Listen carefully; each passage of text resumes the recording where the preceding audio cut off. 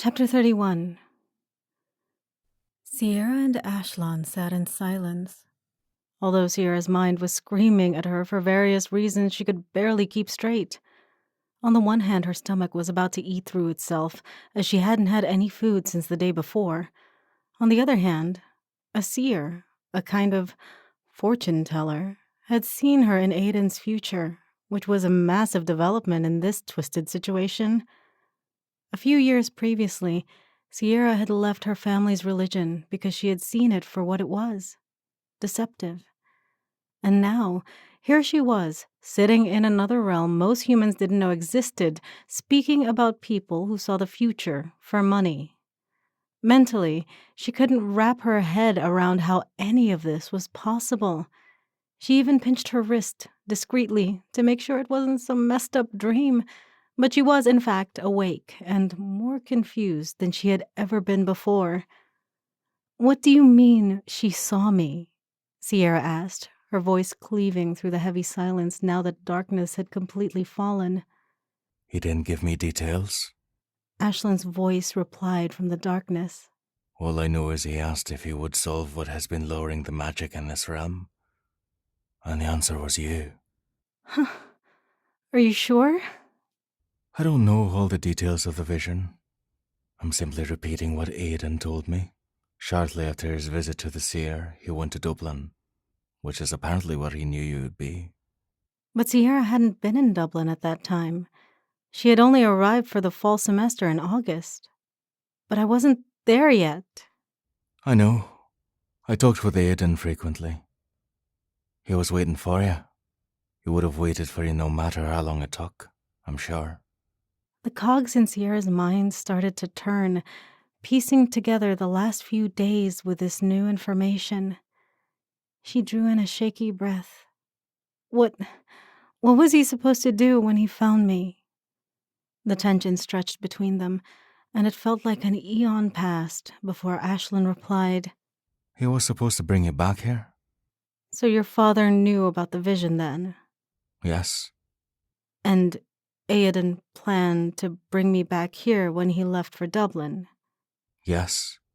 It was starting to come together now, why she was here. But he didn't.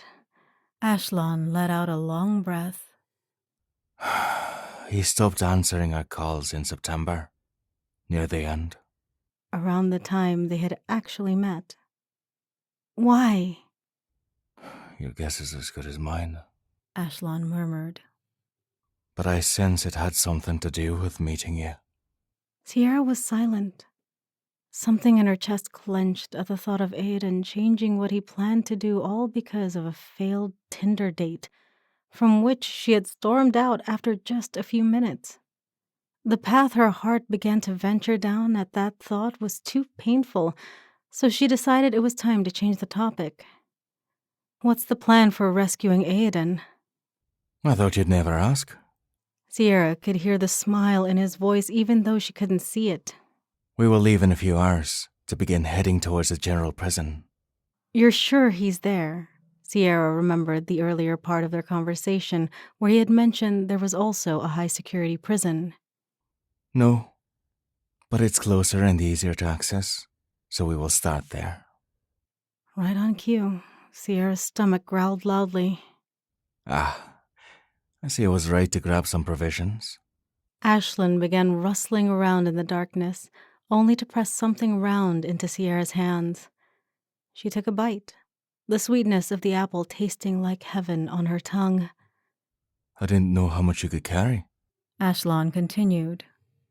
"And I was a bit limited on what they wouldn't miss.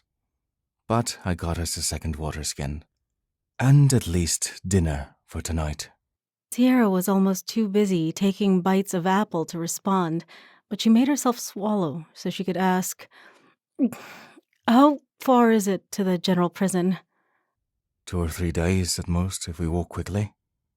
2 to 3 days didn't seem too bad.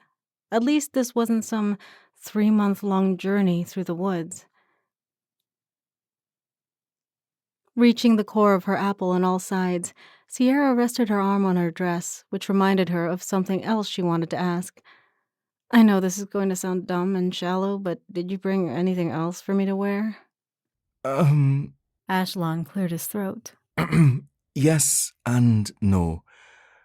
Sierra felt excitement bubbling up in her chest, but before she could get too excited, Ashlyn added, There isn't much clothing that will not be missed, so I brought you another dress. The same as the one you're wearing. Sierra groaned. I know, but they have 50 or more of these on hand, and they come in every size, so they're easy to steal. Have you ever worn one? The words came out a bit harsher than Sierra intended, but she wanted him to know how uncomfortable they were. Yes, actually. Sierra immediately wished she could retract her previous accusation. All women in She wear a similar gown for nature ceremonies or rituals. Of course, they come in other colours, but white is thought to be the colour of innocence and purity, when one is seeking the approval of Mother Nature. So, more and more white ones have been made in the past few years. Well, that explained a lot. Sierra had forgotten for a moment that Ashlon had recently transitioned.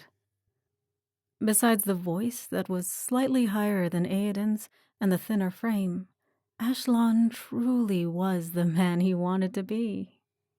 But before his transition, he had likely been subjected to the exact same torture Sierra was now. I'm never wearing white again after this.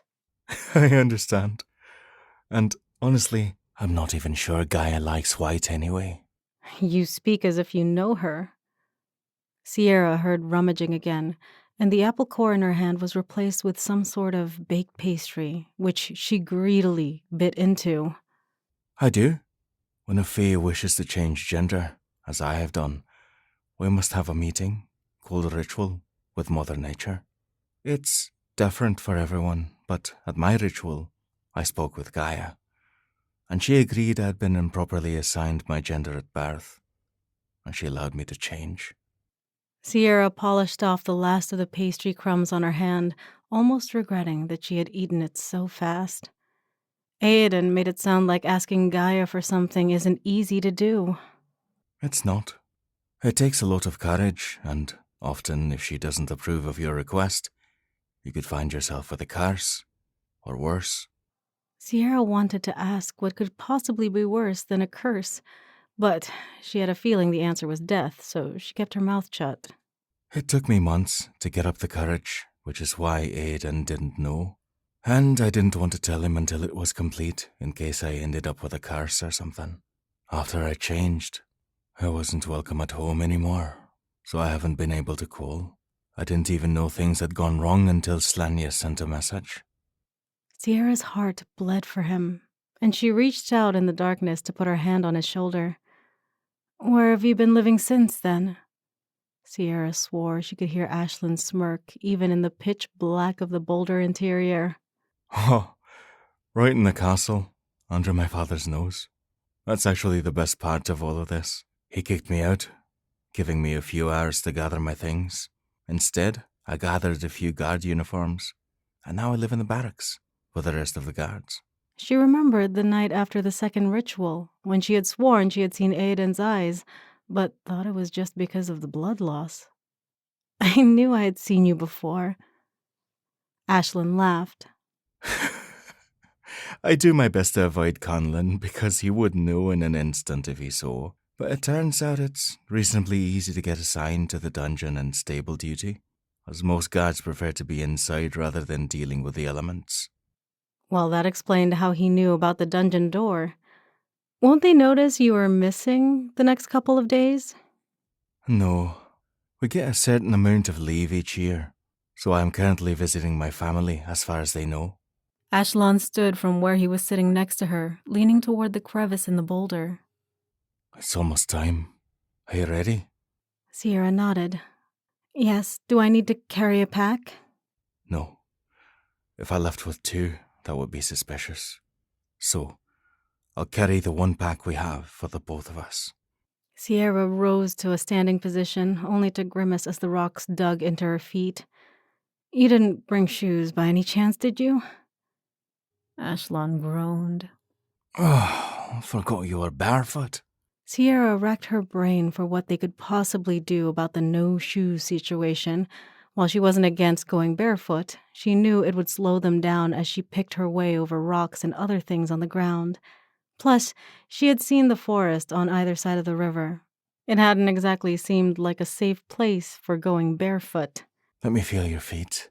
Sierra agreed, and Ashlon leaned down, feeling every side of her feet. Sierra realized he was taking a form of crude measurements. All right, I have an idea. You stay here. I'll be back soon. Okay, be careful, I will. Ashlyn replied before slipping through the crevice and into the dark night.